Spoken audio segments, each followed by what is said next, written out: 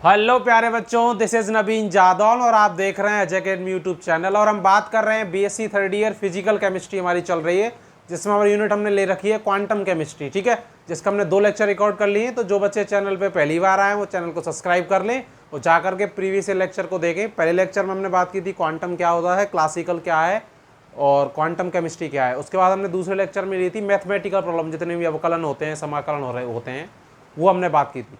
आज का जो हमारा टॉपिक है वेरी इंटरेस्टिंग, ब्लैक बॉडी, कृष्णिका विकिरण क्या है। आपने पढ़ा है, आप पढ़ सकते हैं, आपने लिखा हुआ है, लेकिन हमको समझना है तो आपको अंत तक बने रहना। और मैं आपको वास्तव में फील कराऊंगा कि ब्लैक बॉडी है क्या, रेडिएशन, ब्लैक बॉडी रेडिएशन क्या है, कृष्णिका विकिरण क्या है। ठीक है, बाकायदा नोट्स आप साथ में बनाएंगे। हम कोशिश करते हैं नोट्स देने की, तो हम भी देंगे। वो एग्जाम में लिखना है वो ठीक है, अगर हमको आता है, अच्छे से समझा है, तो एग्जाम में अपने मन से भी लिख सकते हैं। ठीक है, रटना नहीं होता है। अजय अकेडमी रटने को बिल्कुल भी सपोर्ट नहीं करती, समझने को करती है। ठीक है, तो आज हम बात करने वाले हैं ब्लैक बॉडी की। ठीक है, कृष्णिका विकिरण क्या है। देखो 2 वर्ड आ रहे हैं, black body, radiation. Black body का मतलब तो कृष्णिका और रेडिएशन का मतलब विकिरण। विकिरण का मतलब ये लाइट जल रही है, मैं खड़ा हूं, मेरे पास ऊपर से फॉक्स पड़ रहा है, ये भी विकिरण ही है। ब्लैक बॉडी का सबसे अच्छा एग्जाम्पल क्या है मैं आपको बताता हूं। देखो, आपको जो थ्योरेटिकल लिखना है वो तो लिखना ही है, लेकिन प्रैक्टिकली समझें। सर्दियों में आप गर्म कपड़े पहनते हैं, काले कपड़े पहनते हैं, तो सर्दियों में अच्छा लगता है, बेकार लगता है? अच्छा लगता है, क्योंकि काले कपड़े क्या है, जितनी भी सारी सूर्य का प्रकाश पड़ता है उसको एब्जॉर्व कर लेता है, तो सारा अवशोषित कर ले सूर्य के प्रकाश को उसने, काले कपड़े ने। लेकिन कुछ देर बाद जब हम छाई में जाते हैं या ज़्यादा देर रहते हैं, कुछ देर बाद हमको क्या, वो गर्म कपड़ों में गर्मी लगने लगती है। तो जो हमने एनर्जी एब्जॉर्व की थी विकिरणों के रूप में हमारे इसको ब्लैक कपड़े में, ऊनी कपड़े में, वो वहाँ से बाहर निकलने लगती है, तो हमको गर्मी लगने लगती है। बस वही ब्लैक बॉडी है। सन जो है ना, सूर्य, वो भी ब्लैक बॉडी का ही एक एग्जाम्पल है, क्योंकि वो भी एनर्जी दे रहा है। उसको उसमें एनर्जी दोगे सारी ले लेगा और एनर्जी देता रहता है। तो ब्लैक बॉडी की डेफिनेशन क्या है, मैंने वो आपको बोर्ड पे लिख दी कि वह सतह जो समस्त प्रकार की विकिरणों का पूर्णतः क्या कर लेती है, अवशोषण, या क्या कर लेती है, उत्सर्जन, वो क्या कहलाती है, ब्लैक बॉडी। और उससे उत्सर्जित होने वाली जो विकिरण है वो क्या कहलाती है, कृष्णिका विकिरण या ब्लैक बॉडी रेडिएशन। ये डेफिनेशन है, आप इसको लिख लो वीडियो को पॉज करके, फिर हम आगे इसकी बात करते हैं। देखो, कोई भी चीज़ कब विकिरणों को, या विकिरणों का मतलब एनर्जी होती है। अरे जो रेडिएशन है उनमें भी तो एनर्जी है, और विकिरण किस रूप में होती है, मैंने एक वर्ड लिखा है इलेक्ट्रोमैग्नेटिक रेडिएशन के रूप में। जैसे IR रेज हैं, अल्ट्रावायलेट रेज हैं, या विजिबल रेज हैं, दृश्य क्षेत्र की विकिरणें हैं, हमने पढ़ा है सेकंड ईयर में। या वो अवर्त क्षेत्र की हैं, अल्ट्रावायलेट क्षेत्र की हैं। तो सारी रेडिएशंस क्या है, इलेक्ट्रोमैग्नेटिक रेडिएशन ही है। तो सूर्य से जो प्रकाश आ रहा है वो रेडिएशन में क्या है, एनर्जी है। तो कोई चीज़ जब एनर्जी एब्जॉर्ब करेगा तभी तो एमिट करेगा, पहले एनर्जी लेगा तभी तो देगा। तो वही तो कह रहा है ब्लैक बॉडी क्या है, कि समस्त प्रकार की ऊर्जाओं को या विकिरणों को अवशोषित कर ले या उत्सर्जित कर दे, उसको क्या बोलेंगे हम, ब्लैक बॉडी बोलते हैं। जैसे हमारे पास ये क्या है, कोई ब्लैक होल है, ये ब्लैक होल, ब्लैक है, बिल्कुल ब्लैक। इस पर हमने क्या रेडिएशन डाली, क्या डाली हमने, विकिरण डाली, रेडिएशन डाली। तो इस ब्लैक में जाके सारी खत्म हो जाएगी, क्योंकि एब्जॉर्व कर लेगा। लेकिन जैसे ही टेम्परेचर का अंतर आएगा, टेम्परेचर माना ये कोल्ड बॉडी हो, इधर ठंडा और इधर गर्म हो, और हमको पता है कि ऊर्जा कहाँ से कहाँ जाती है, जो थर्मल एनर्जी होती है, ऊष्मा, वो हाई टेम्परेचर से लो टेम्परेचर। तो कुछ देर बाद क्या है, यहाँ से ये यहाँ जाने लग जाएगी, माना ये हॉट है और ये वाला हिस्सा कोल्ड है। तो यहाँ से ही किस रूप में जाएगी, इलेक्ट्रोमैग्नेटिक रेडिएशन के में जाएगी, विद्युत चुंबकीय विकिरण, जिसको हम क्या बोलते हैं, ऊष्मागतिकीय ऊर्जा, थर्मल एनर्जी। क्योंकि एनर्जी के रूप में ही तो जाएगी, लेकिन जाएगी कब, जब यहाँ तो ठंडा होगा और यहाँ कैसा होगा, गर्म होगा। तो एब्जॉर्व करेगी, सारे रेडिएशंस को एब्जॉर्व कर ले और उसको अमिट भी कर सके, वही तो क्या है, ब्लैक बॉडी है। यही तो हमने डेफिनेशन के रूप में लिखा है। चलिए हम बात करते हैं, आप वीडियो को पॉज करके डेफिनेशन को लिख लो और ये डायग्राम भी बना देना। अब देखो, ब्लैक बॉडी के हम एक एग्जाम्पल की सहायता से इसको समझते हैं अच्छे से। इसका एक वो भी आता है, ग्राफ भी आता है, तो उसको भी हम देखेंगे कैसे होता है। ठीक है, तो डेफिनेशन आपको याद हुई, जो समस्त प्रकार के रेडिएशंस को क्या कर ले, एब्जॉर्व कर ले या अमिट कर सके, वो क्या कहलाती है, ब्लैक बॉडी। उससे उत्सर्जित होने वाली रेडिएशन क्या कहलाती है, ब्लैक बॉडी रेडिएशन हमको क्या करती है, कहलाती है। ठीक है, समझ गए आप। हमारे पास एक कोई मेटल का कोई डिब्बा है, कोई मेटल है, मतलब कोई भी मेटल है, उसको हम गर्म कर रहे हैं। ठीक है, गर्म करते हैं सबसे पहले, कोई हम जैसे लोहे को गर्म करते हैं तो सबसे पहले वो क्या होता है,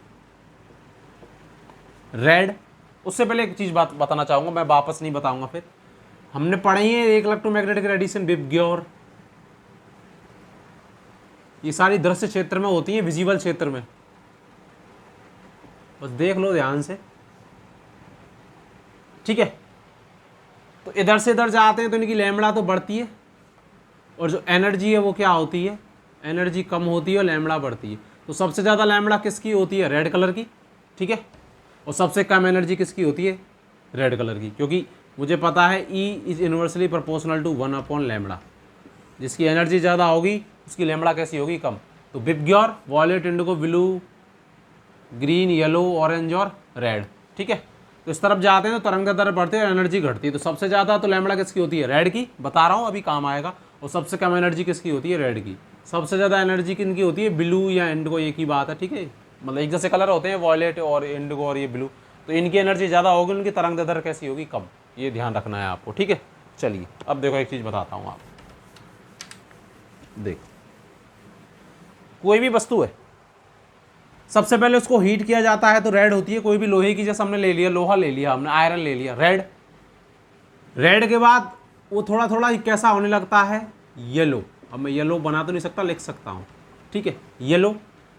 और ज़्यादा गर्म करते हैं तो क्या हो जाता है, वो ब्लू, ठीक है। लास्ट में जाके वो कैसा हो जाता है, वाइट जैसा हो जाता है। कोई भी चीज़ एकदम एकदम लोहे को भी एकदम गर्म कर देंगे, बिल्कुल लास्ट में जाके वो कैसा हो जाएगा, वाइट हो जाएगा।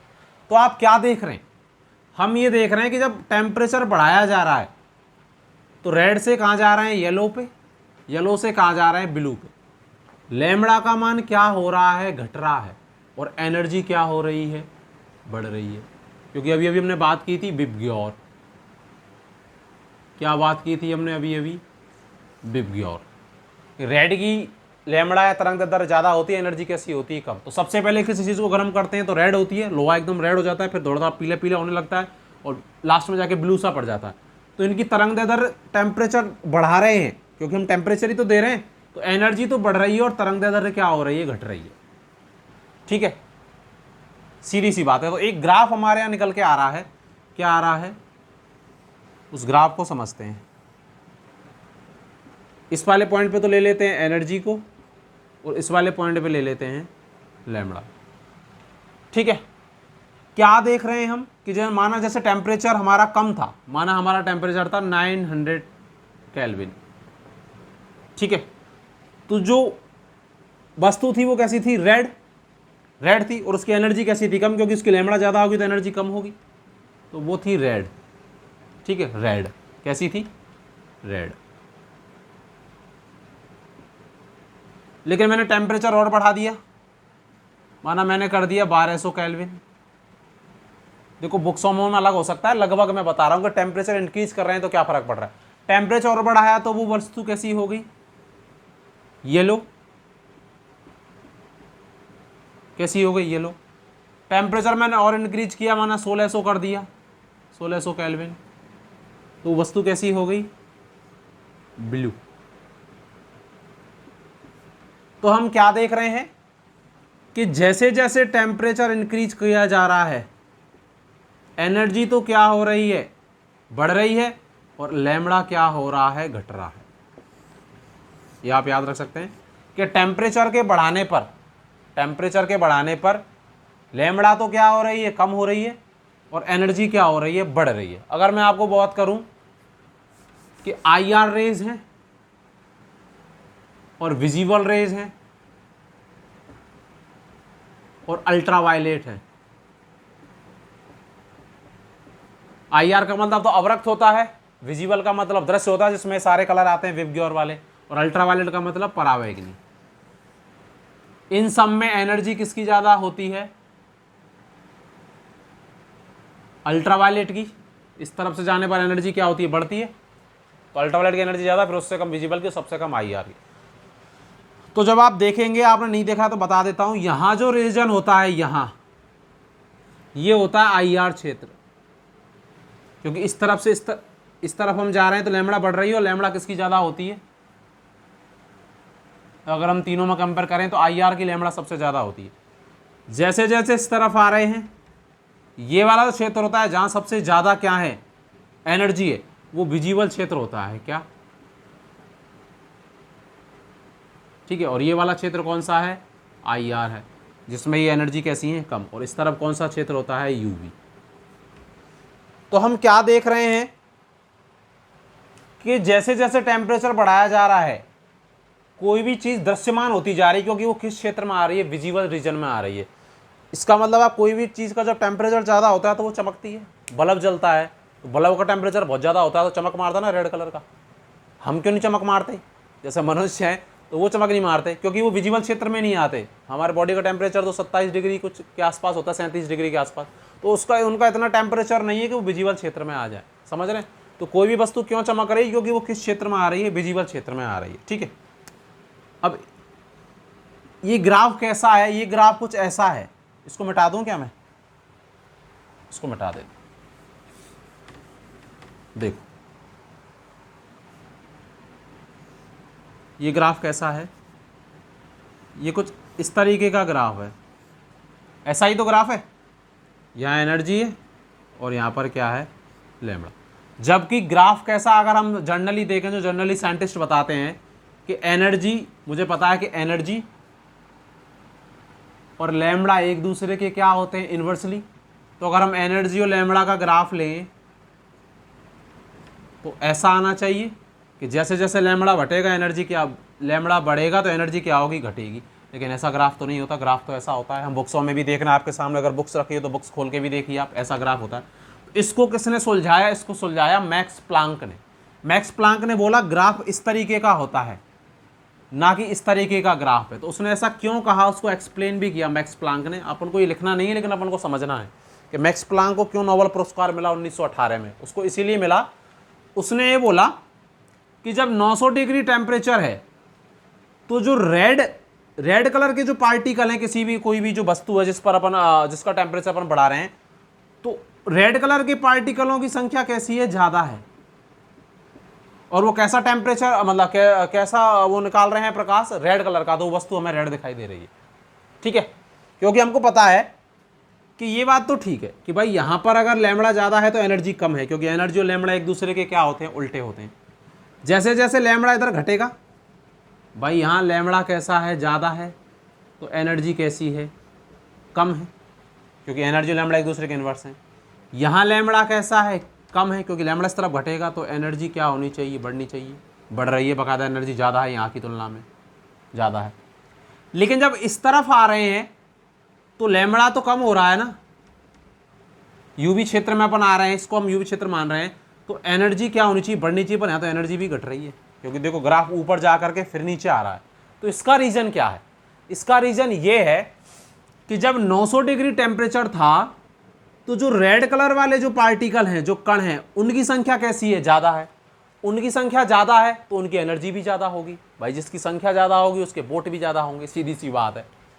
ऐसे ही जब 1200 डिग्री टेम्परेचर था तो येलो कलर वाले जो कण हैं, येलो कलर वाले जो पार्टिकल हैं, उनकी संख्या कैसी है, ज़्यादा, तो वो येलो कलर अमिट कर रहे हैं, येलो कलर उत्सर्जित कर रहे हैं, तो हमको वो वस्तु येलो कलर की दिखाई दे रही है।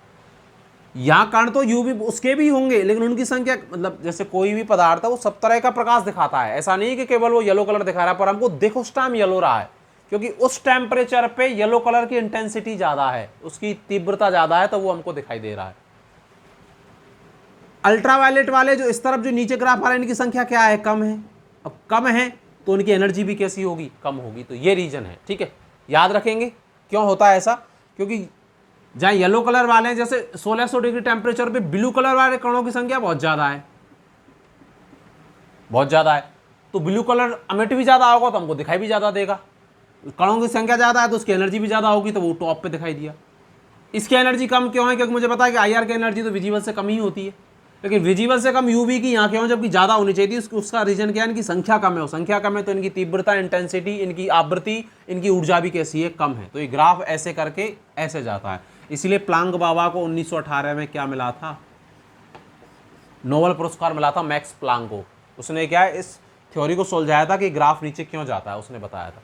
तो हमने क्या देखा कि जैसे जैसे टेम्परेचर बढ़ाया जाता है किसी भी वस्तु का, तो उसकी तरंगदैर्ध्य तो क्या होती है, कम, और एनर्जी क्या होती है, बढ़ती है। ठीक है, ब्लैक बॉडी का यही कॉन्सेप्ट है।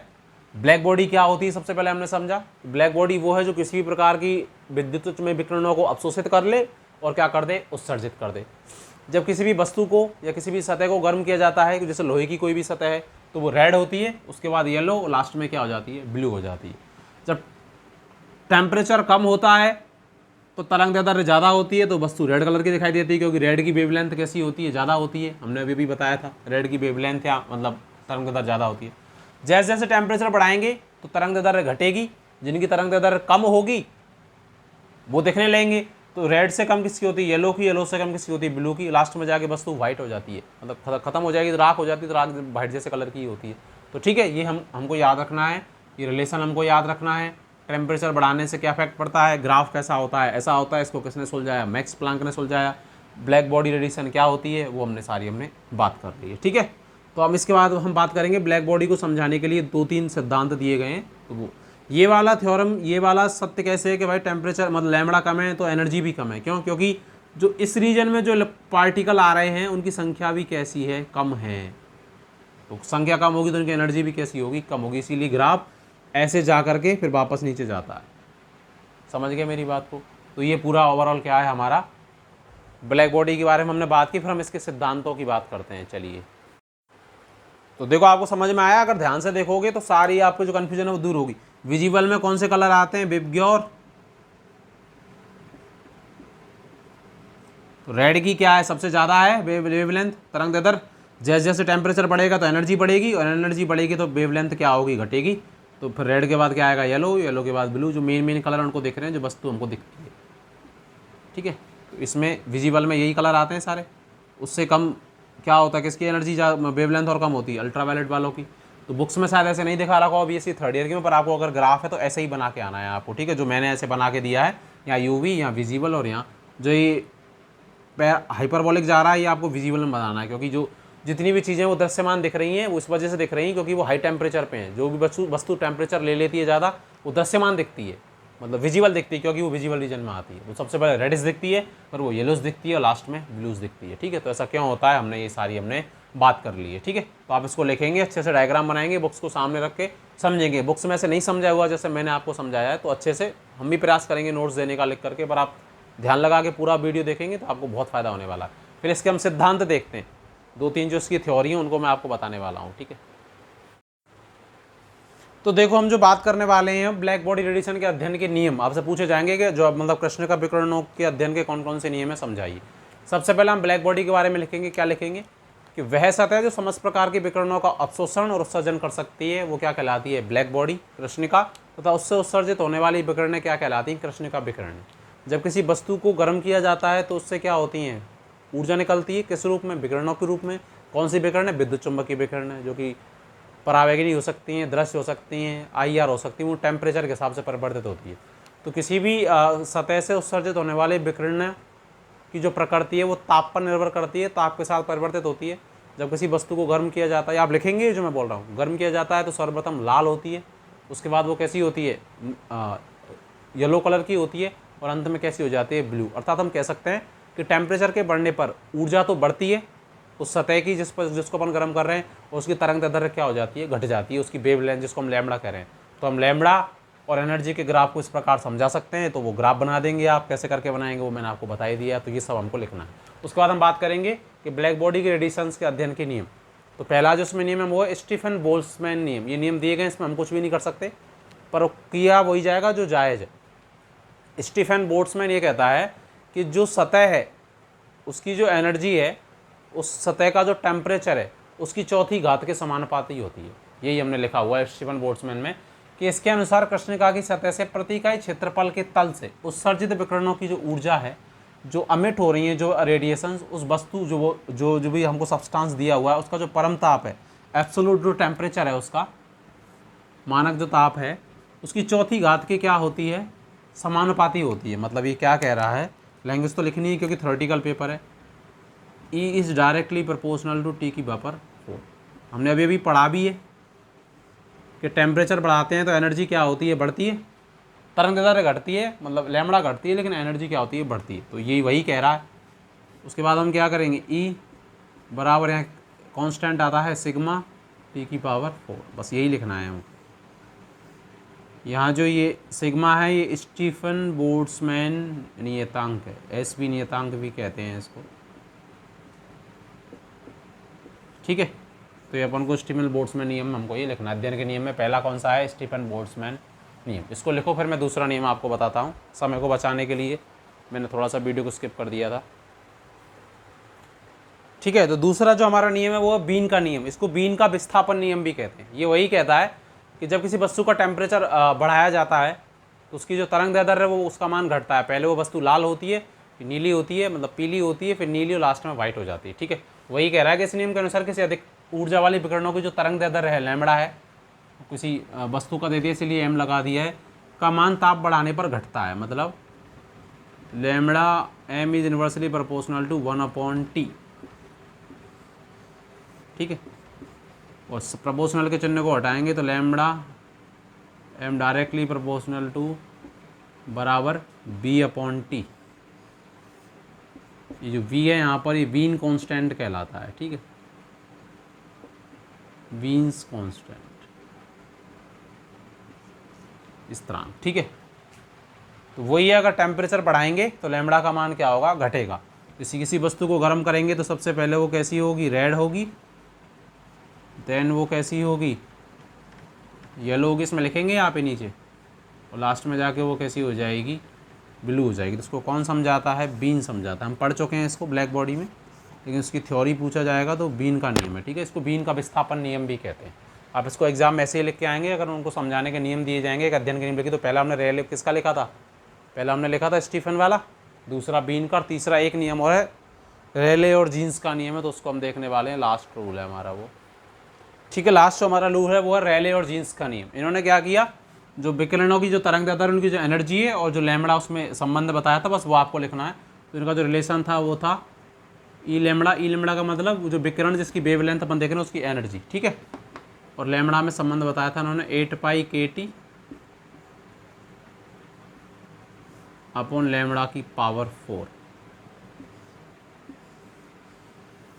ठीक है, ये इन्होंने रूल दिया था। ठीक है, इसकी जो फोर्थ घात है वो उसके इन्वर्सली प्रोपोर्शनल है। ठीक है, जबकि स्टीफन का नियम क्या था, ई और जो टेम्परेचर था उसकी पावर समानुपाती थी पावर 4 में। ठीक है, वो हमने जो पहला नियम पढ़ा था। तो ये क्या कह रहा है कि जो लैम्बडा का मान कम हो, अगर तरंग दैर्ध्य का मान क्या होगा, एक लाइन अपन इसमें ऐड कर सकते हैं, तरंग दैर्ध्य का हमको पता भी है वैसे ही कि यहाँ हमने एनर्जी ली थी और यहाँ हमने क्या लिया था, वेवलेंथ। ऐसे ही तो हो रहा था, एक साथ बढ़ रहा था, ऐसे करके कुछ ऐसे हो रहा था। तो जैसे जैसे लैम्बडा कम हो रहा था तो एनर्जी तीव्र गति से बढ़ रही थी, क्योंकि चौथी घात के इन्वर्सली प्रोपोर्शनल। तो अगर ये थोड़ा सा कम होगा तो ये बहुत ज़्यादा बढ़ेगी। तो तरंग दैर्ध्य का मान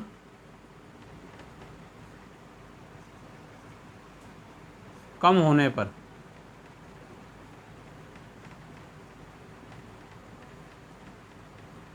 ऊर्जा का मान क्या होता है, तीव्र गति से बढ़ता है।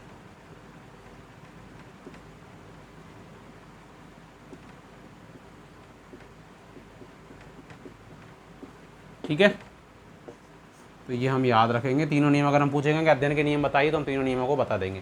तो इस तरह के इस लेक्चर में हमने क्या पढ़ा था, ब्लैक बॉडी क्या होती है, ब्लैक बॉडी रेडिएशन क्या होती है, उनका ग्राफ वो कैसे बनता है, और उनको तीनों का अध्ययन की विधियाँ। ठीक है, तो हमने पूरा कंप्लीट ब्लैक बॉडी पढ़ लिया है। इसके नोट्स आप खुद बनाइए, हम भी प्रयास करेंगे देने का। ऐसे ही पढ़ते रहिए, खुश रहिए। धन्यवाद, शुभ रात्रि।